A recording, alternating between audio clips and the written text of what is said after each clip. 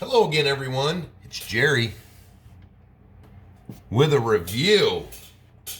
Old guy review. What is this? I have been lusting after a International Scout 2 for a couple years now.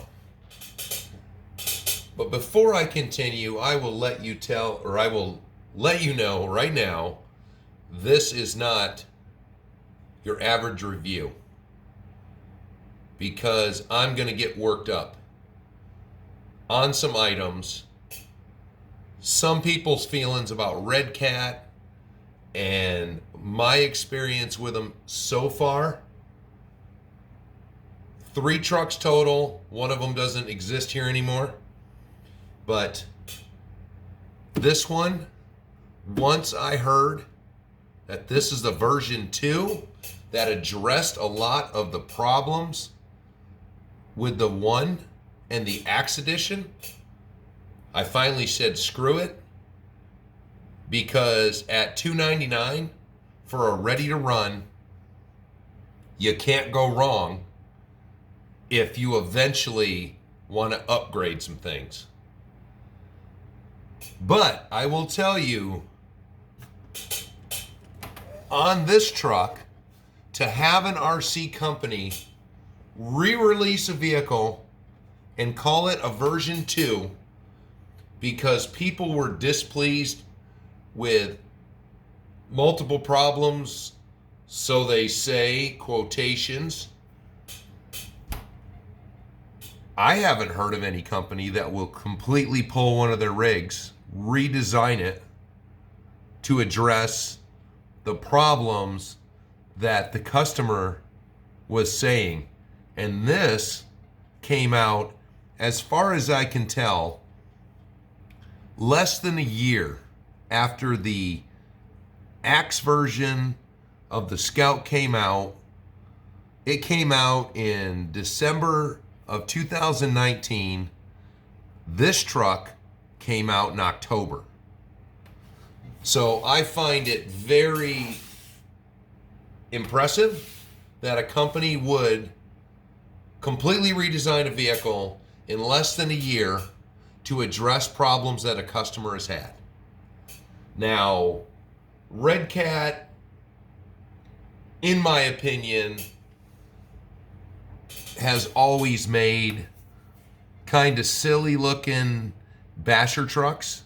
You know, something you would buy off of Amazon, and, you know, they just kind of seem silly, but they were cheap.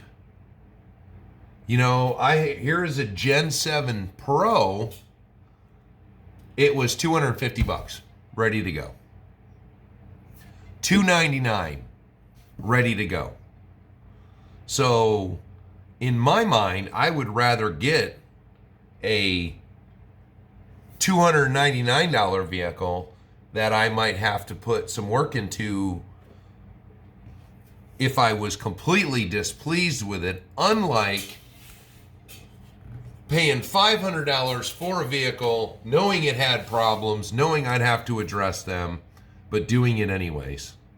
So, freaking duh. So let's swap them around real quick, because this Gen 7 Pro, I bought this one because it had all the scale accessories on it. You know, the Velcro front, the roof rack. It was just stuff I could detail up.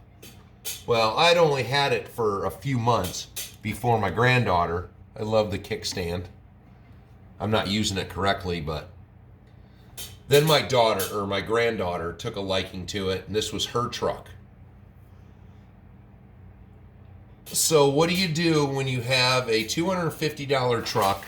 You give it to an 8-year-old. And this truck, I believe, came out in 2017. So 8 years old, 9 years old, 10 years old, every summer she is over driving this truck, beating on this truck. It has ran into, I think, every tree in my backyard. Nothing is broke on it. The front mount has come loose a little bit. But other than that, you know, there's a tweak in the rear bumper from backing into things. But other than that, you know, this truck, for as simplistic as it is, has done very well. Nothing is broke. Everything has taken quite the beating at the hands of a young child. It is a little bit peppy with its 16-turn motor, but, you know, it came with a lot of little bells and whistles. You know, metal differential covers, front and rear, nice and just scuffed up from all her beating on it. You know, it was a simplistic setup. I didn't like that it had an exposed pinion and spur. You know, that's just for something to get stuck in there. But other than this front bar for the steering rubbed on the differential housing, so I bent it. I just bent it a little bit. Pretty good steering then. It didn't rub. But meanwhile, everybody said, oh, this thing is a huge piece of shit and it breaks all the time and the tires suck. And I will admit, they're not vented. The rubber is hard. And it's got these memory foams in it. You know, if I was to make this a serious rock crawler, I would have changed those right out. Because you can just, as it sits, this is a vehicle you have to constantly spin the tires on, because now as I squeeze, everything's nice and soft. But this one, hard, you just gotta squeeze it. You know, I drove it outside in the winter, and that was a big complaint that those get really hard. But, you know, for $250, I was like, oh man, I gotta get that. And this truck, durability is my biggest issue with a truck. Now, I can't say that I've broken many trucks. I've broken plenty of trucks that are fast. But how you go about breaking a crawler, I mean, everybody bitched and moaned about this with a 16-turn motor in it, that it was too fast, the radio was glitchy, and you couldn't, you know, do smooth operations with it. Well, yeah, I guess. I can do smooth operations with this, just using my thumb or using my finger. But this is the reason I buy a truck like this that was inexpensive, looked pretty good. I really liked the generic body for some reason.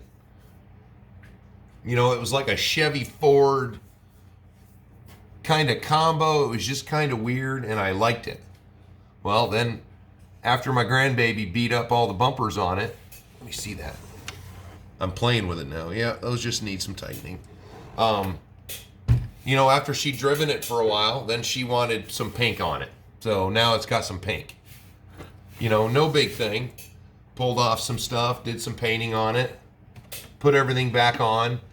It's also got all these accessories. You've got your high lift jack.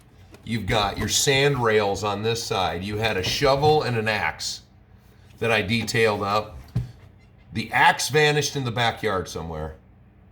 But, you know, this body it's taken some, let's see, can you see that she got whacked into a tree branch or something on a tree with that. All the scratches and scuffs. The body hasn't broke yet. She hit the front window, I don't know. She's launched this over my rock pile more than once. But this was a nice, durable truck. And I said, I'll buy another Redcat if they come out with something. But as with all first versions of things, I guess I don't need to worry about that. I didn't jump on the first version of this. I let it hit the YouTubes and have people complain about this, that, and the other thing. And I saw the very first thing people started complaining about was the body came with black windows. Well, I'm a big fan of clear windows when I'm doing some detailing or whatnot. You know, let's just say how nice the truck looks. You know, I look at this truck and I see all the little doodads. You know, hard fender flares, folding mirrors, hard front bumper with some D-clips on them. How many people really use your D-clips? That was another complaint, that these will break. Well, the joy of Redcat is that they're not as bad priced as a lot of metal functions or a lot of metal things you get from the other manufacturers, but they carry metal parts for this truck. You know, if I want to nitpick about windows, I'll nitpick about this piece. This fender flare opening is a little weird, but I'm going to cut that out. But they even changed from the first version, had a Redcat or a cat face there. So now it's smooth. The tires are nothing like the Gen 7s. They are soft. They're vented. Oh, different rims from the first version. But the most important, there was a lot of nitpicking. So what did Redcat choose to do? So in this version 2, there was a problem with the axles. Supposedly people were breaking axles. So this version has heavy duty axles in it. Then there was a complaint with the gears in the portals, because this is a straight axle, this is a portal. So they took all the portal gears, new heavy duty metal gears in the portals. Then people said they were breaking the plastic axles, housings. So they made new axle housings. There was a lump for the transfer case transmission on the skid plate. There was a lump there. Boom. They bitched about that. So they made a new skid plate. Then they said the steering was bad. So they put a new servo in it. And it's got pretty peppy. It sits right here on the bench and it will flip those wheels back and forth with no problem. And then, of course, 2 new body colors and clear windows. Some of them I thought were piddly, but wow. This one's got a 15 kilogram steering servo in it, and these big, ugly, heavy tires, it flips those just fine. I don't know what was in this originally, but they put a new 25 kilogram servo in it. Didn't raise the price at all. Fixed this truck, made all this new stuff on it, and didn't raise the price. Wow.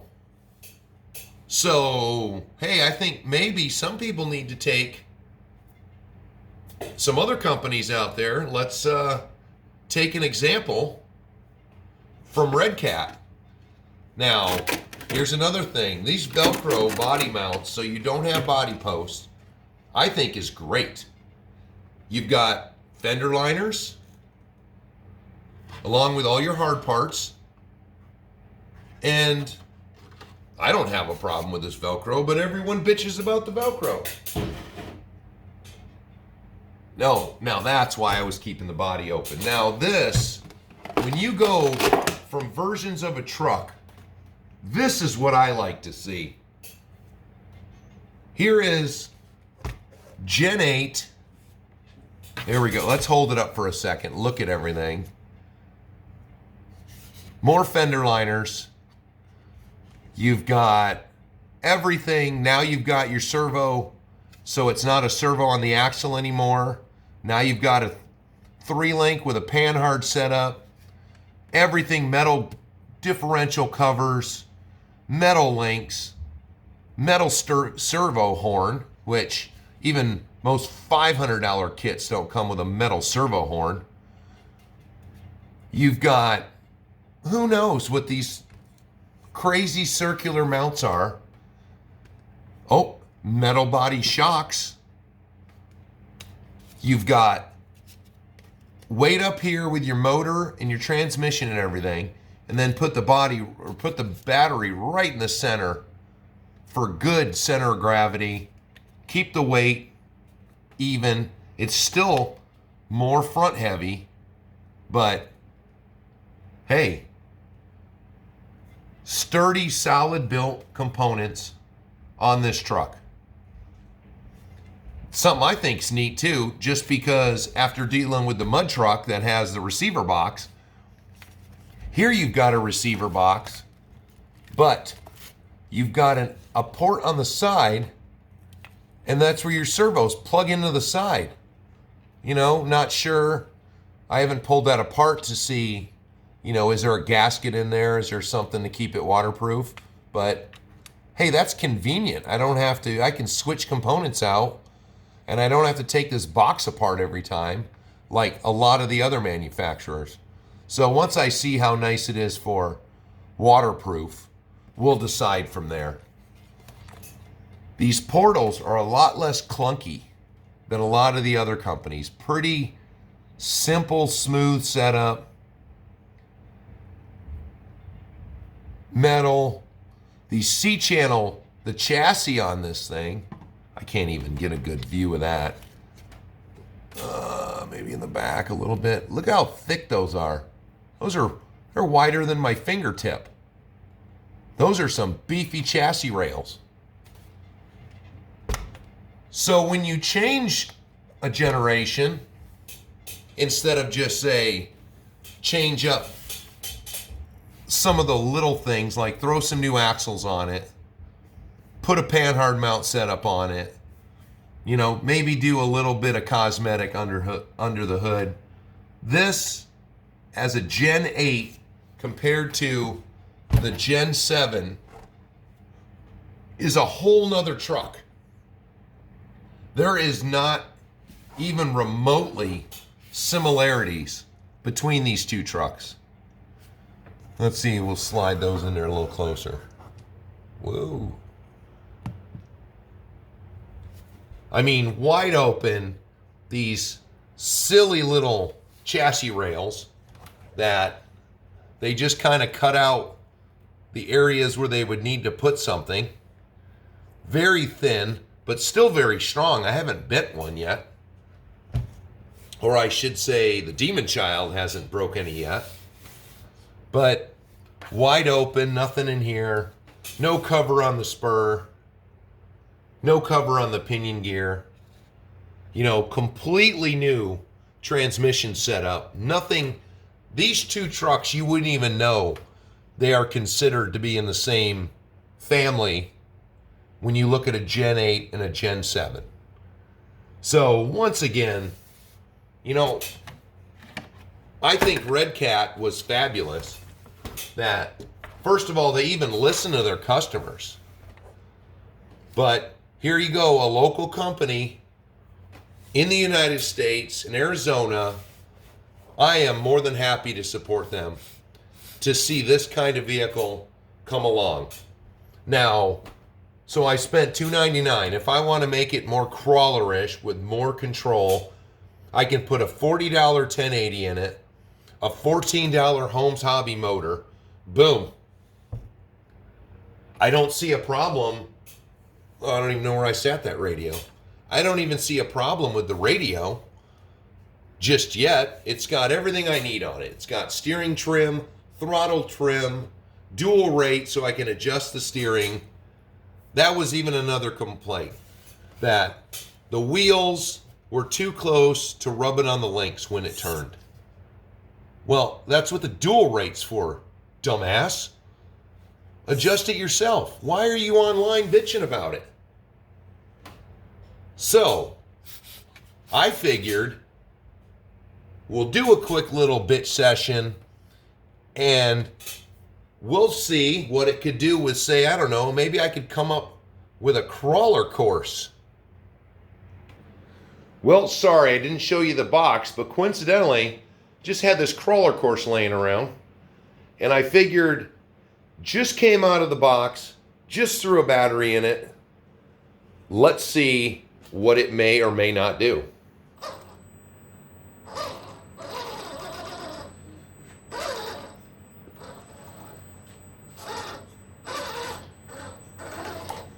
Now, from those of us who have been watching the Versus Challenge, we know that this course has been tough for some of the big names.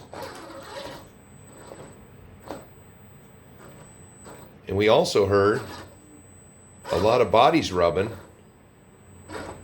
I will admit, the control is a little bit, you got to give it a little more throttle than I'd normally like to crawl. But, as we've said before, to the wall. So there we go, just a little easy test of the truck. I can't wait to start tearing it apart, detailing all my pieces and parts up, doing some painting. Oh, and speaking of doing some painting, so this is what comes with the truck. This is a sticker sheet of 3 complete different body styles you can do with the different colored trucks. You've got extra stuff because you do some of these stickers. See, you've got some door handles. Well, there's already door handles on it, stickers. So they give you extras, but they're not going to give you a bare truck when it comes to your house. So they put extra stickers on it that inevitably you're going to take off, which I think that is just really neat, knowing that somebody's just going to take these off, put on their own stickers, but we can't send you a bare truck. So that is really neat, because I didn't even get a sticker sheet, more than this size for a $500 truck. And the final part, you get your binding plug and a little straw for your antenna, because for some reason they're still using antennas. But you get 2 extra features. So if you want to use a different body, it comes with these nice body posts, which, it's nice. You want to use a different body. You still have fender flares. These big body posts, if you want to put something big, they come with this excellent little cross member to strengthen them, to do it yourself, no matter what height you want it at. You have a cross member. You've got extra pieces in here if you want to mount a spare tire on this vehicle so that it still keeps the back end strong. I didn't get this kind of stuff with a $500 truck, my most recent one. Then you get this sweet little bag from all your extra screws you may need for this project, I guess, and all your light buckets, because this thing has full lights, front and rear. You can do light buckets. Oh, the cutest thing. It's got a Redcat insert for the trailer hitch. That's not going to zoom on that microscopic thing, are you? So there's the little Redcat emblem. Slides into your receiver just like a full-size one would. And then it comes with an actual pin like you would have in a receiver. Look at that pin. And you just put a little clip in the back of it. Neat stuff that you get with this inexpensive kit. So there it is. My opinion, a quick little unbox. I like what it did. We'll see what it does down the road. But now I can make it pretty. And I wanted an ugly ass green. And there it is. Thanks, everybody. Let me know what your experiences are with Redcat. Am I off topic? Am I on topic? You know, should I be bitching about these big companies so bad? I think I should, because I think this kind of company needs our support more than the other ones who have to put a truck out every week. So thanks, everybody. Like and subscribe, comment below, and I will see you on the next one.